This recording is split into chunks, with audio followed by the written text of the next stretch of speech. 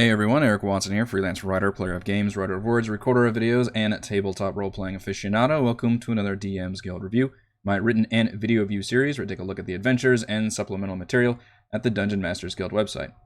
With this video, I'll be reviewing the mini-adventure of Slavers and Sahuagin, designed by Nick Gaudyn for Dungeons & Dragons 5th edition.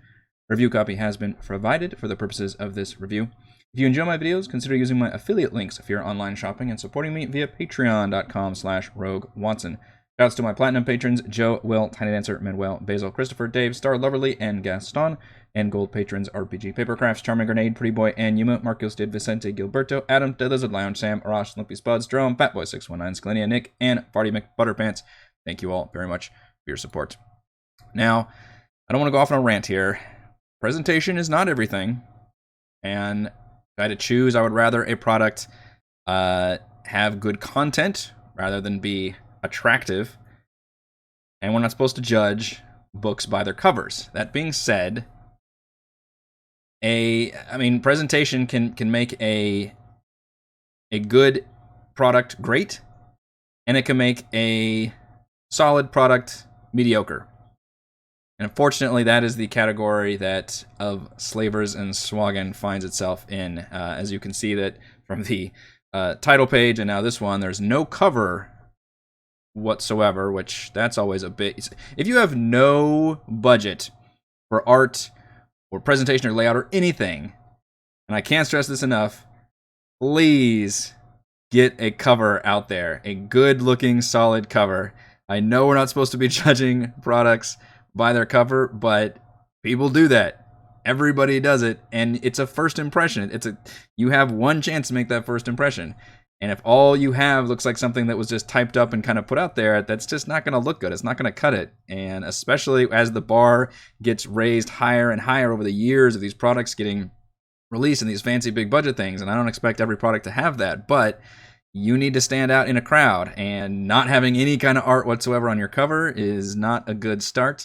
And the only art we have throughout this product is some maps, which is good, dungeon maps and a city map. So this is an adventure, and the good news is the adventure itself is pretty good. I actually enjoy the investigation here that takes place in a cool, like, Mos Eisley style, like, lawless pirate city called the Cove, which is carved out of some big cave near the water. It's a little bit more difficult to try to drop this into an ongoing campaign because of its unique location, but you could certainly put it in, Ghosts of Saltmarsh, or maybe even like Tomb of Annihilation, or I guess anywhere on the coast it could presumably work if your players are out and about.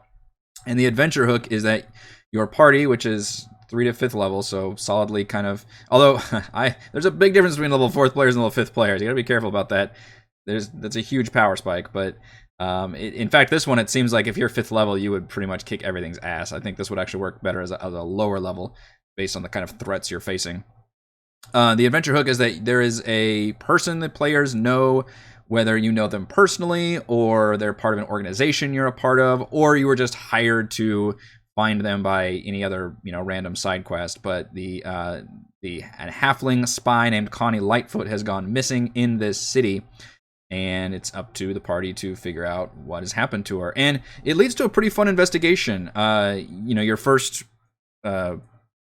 tracking down process, your first clue investigation is to go to the tavern she was staying at. You kind of go through her room, and she's got and she was a spy, which is, she was feeding information about the local slaving activities that are happening in this city, which, even as far as I'm aware, pirates look down upon. And you learn 3 names from looking in her room, and from there the players can kind of take the initiative on their own. It's there, there's definitely kind of a part 1, part 2, part 3 aspect to it. Part 1, you go to the tavern, you learn the names. Part 2 is you can explore any of those 3 or all 3 of them to try to figure out where she is.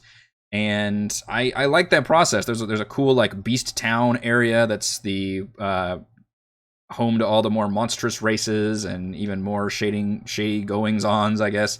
The 3 slavers all seem like they've got cool, like, interesting, branded paper thin personalities, but still they're more than just kind of random NPCs. There's a drow noble who can be found in a mansion, a stately kind of manse. There's a Goliath Brute who runs kind of an illegal fighting ring, and then there's a human mage who uses like her spell casting to basically capture and enslave people. So all different kinds of slavers. And there's neat kind of like twists and turns with all of them. The Goliath, and you could track down this fun character called the Broker, which is a goblin who wears like a powdered wig and kind of runs things in Beast Town. It can be kind of a fun little social encounter. The Goliath Brute is running like that illegal fighting ring, and that ends up being, you can either accost him in the streets, in which case he's got an entourage with him, or you could like slip into his house that he's taken over. So there's different possibilities there. You learn how to get into his warehouse, into his underground ring, but you also learn that it was broken up by an invasion of a gelatinous cube that kind of came in and destroyed much of their fighters and everything. The Drowned Noble is also a twist in that you sneak into the house and they're all been murdered, which is a cool like, oh shit, what's going on? And then the third one, the Human Mage, is where you actually learn, because she's got one of them captive, is a group of Sahuagin have been infiltrating this city and have been stealing the slaves and attacking the slavers, correctly thinking that, nobody's going to really miss them, and stealing them for their own like nefarious rituals. That's kind of a twist upon a twist, is that it wasn't actually the slavers that were behind everything. It was them being attacked by other forces. And you end up like having a chase sequence with a Sahuagin in the streets, because they're kind of just dressed up in like black cloaks and just kidnapping people at this point because they've gotten through all the slaves. And the climax is in this kind of dungeon. The actual dungeon designs are full of traps and are very exploration heavy. There's actually not as much combat as I would have thought here. And this is not a one-shot at all. This is designed to be a mini adventure. You're probably going to be, like I said, level 3 or 4, and you've got multiple stops, multiple, investigations to make. So it's not a one shot, I don't think. And in fact, I think it states 12-hour adventure. So that's several sessions, but it all takes place within this city. And there's just, different, like there's cool like hidden cove layer, like the Human Mage is all these arcane traps set up and like a, imp that can set them off. The Goliath Brute has that gelatinous cube that's just kind of loose in the fighting ring, and then the whole Sahuagin dungeon. So there's a good mix of like dungeon crawls, but there's a lot of exploration there, a lot of chances to socialize with people and investigate everything that's going on. And I like the twists. I mean, I generally like the way the adventure is structured, but every part of the physical construction of this document just drags it down, and it's a huge bummer. So like I take for granted things like enemies being bolded, for example, and sometimes they have parenthetical references and sometimes they don't in other documents. This one, it doesn't do that at all. It'll just mention, like, as part of the text, gelatinous cube or something. And you just kind of have to really be reading it and like, okay, so there's a combat encounter here then, right? It just doesn't do, I'm so used to having a lot of, looking at a lot of documents or adventures that will call out like where there are certain enemies, how many of them there are, and that kind of thing. And this doesn't do any of that. It's very, very frustrating. In fact, early on, there's an encounter table here, which is a weird looking encounter table. It doesn't look like a proper like D8, table that you would see in a D&D book. And it mentions 6 cutthroats attempt to take you unawares. What is a cutthroat? Like, literally, what is the stat block for that? Because as far as I'm aware, there's no stat block for cutthroat in 5e. At least that I'm aware of. Am I supposed to use the bandit stat block for that? And there's another one that references slaver.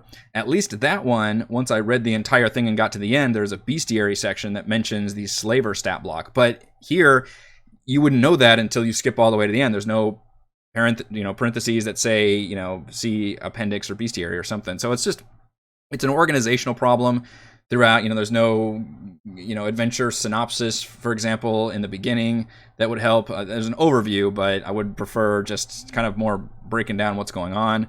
We do get some descriptions of all the major characters, which is nice. But the more egregious problem is it needs an editor bad. There are some serious editing problems. There are some run-on sentences. There's grammatical errors. There are glaring typos to where I'm worried that the designer didn't even read through this fully again, and certainly didn't hand it off to somebody and say, hey, read this and make sure I didn't make any really stupid typos. Like at one point it says part, I believe, instead of party, and layers instead of players. Like just really bad, like to where if you saw one of those in a document, I would be like, okay, well, things happen. But that's at least half a dozen times where I'm like, what is going on here? It reeks of unprofessionalism. And if you're gonna put something up on the, and I don't mean to like call this out or really get down, but this is a serious thing. Like if you're gonna put something on the DM's Guild and charge people money for it, you need to have some level of professionalism. I understand not everybody's got a budget to make, original art and all that stuff. That's why stock art exists that you can put in there, some kind of, resource you can put in there. There are, layouts you can do to make it look not just like a black and white concept here. There are things you can do on the cheap to at least get to a bare minimum level, and I feel like this fails to do that. Now, we do get dungeon maps with a caveat here. They're actually color maps, which is nice, and there's quite a few opportunities to have dungeons. Unfortunately, as you can see here, these maps are tiny.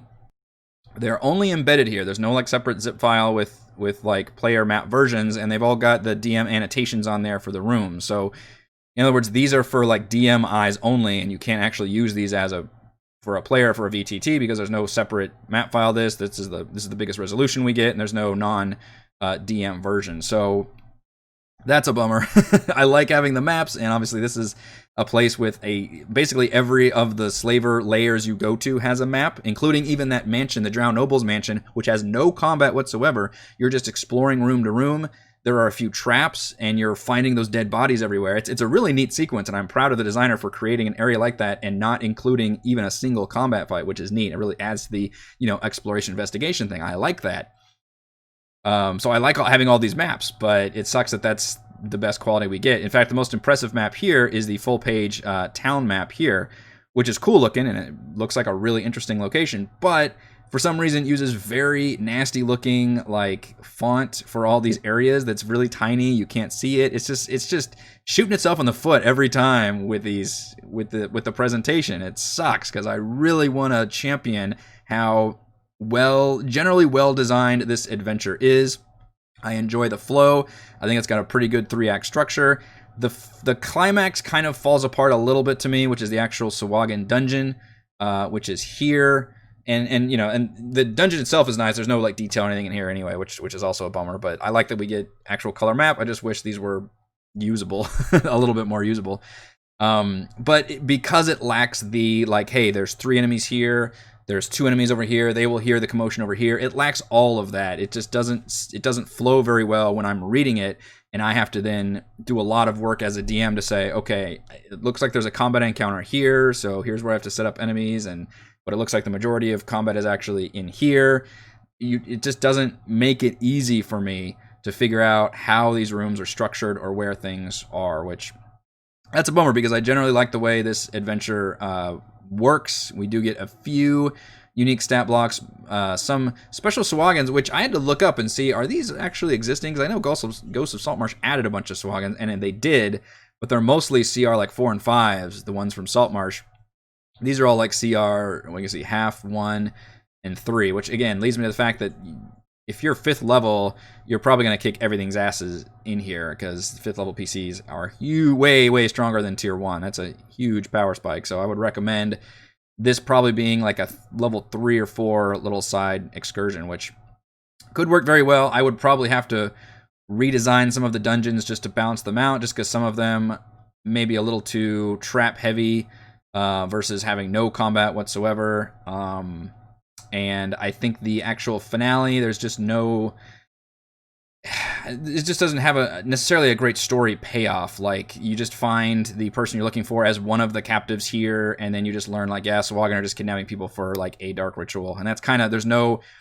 I kept expecting, like, a big final set piece, I guess. And it even mentions the fact that there's this diamond where they're, like, working on this ritual, and there's a sea mother there, but nothing actually happens there. They're not, like, in the middle of sacrificing people or anything like that. She's just like talking to them, and you just come in and like fight them, and then that's it. So I wish there was like another step to actually make that more of a like, okay, this is why they're kidnapping people. They need to like, I don't know, kill people on the altar, and then this demon gets summoned out, or whatever happens here. I just feel like we're missing that kind of last final step. But I generally like the structure.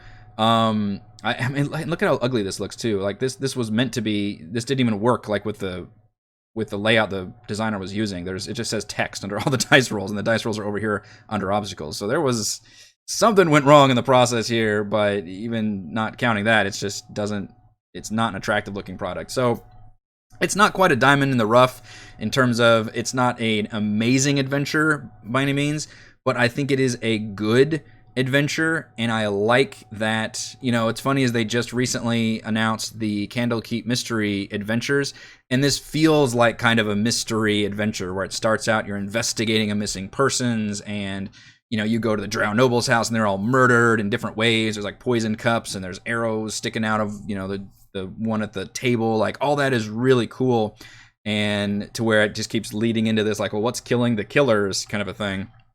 And I like that it turns out it's Sahuagin at the end. It's just kind of these monstrous things that are in it for even more darker, nefarious purposes. That feels very cool. It feels like the right length for that, too, where it's not, a giant conspiracy thriller or anything. It's not a huge campaign. It's just kind of a little mini adventure, side quest thing that just has multiple steps, multiple twists. There's a good opportunity for, socializing and role-playing with people. The cove itself feels like a nifty area. I love the lawless pirate city as a concept. I think that's pretty fun.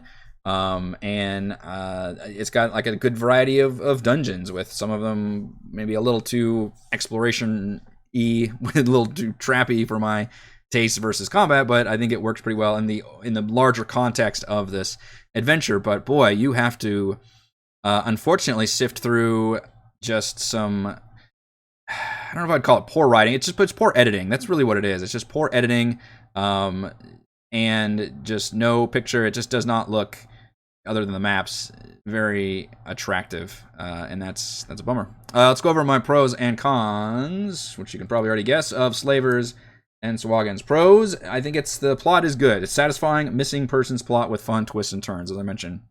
I like the story generally.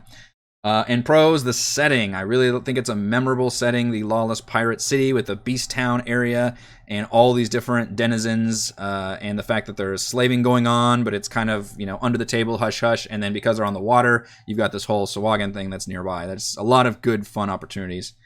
Cons: basically the text part of it, which is the frequent run-on sentences, glaring typos, grammatical errors. My general rule is if there's just one or two of those in the whole thing, then I generally wave them off. But if it's a actual problem, then I will call that out and put it on the con list. And this one, desperately, if you don't have the budget for a professional editor, which is always the better way to go about it, shout outs to all the great editors out there, just give it to somebody you trust and let them read over, because there is stuff that you will not catch. You can read over your own document, 2 or 3 times and not catch something, and you give it to somebody else and they're like, well, wait a minute, what is this? This doesn't make sense. Like, it's just the way our stupid brains work. You got to give it to somebody else to look through and give it a once over. And the other con is the lack of like pictures or handouts.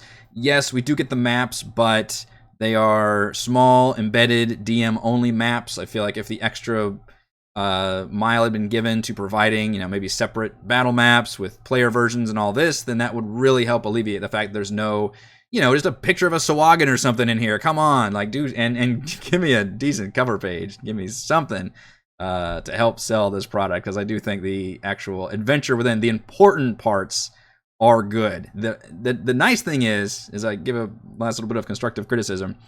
All the things I mentioned are fixable. Very, very fixable.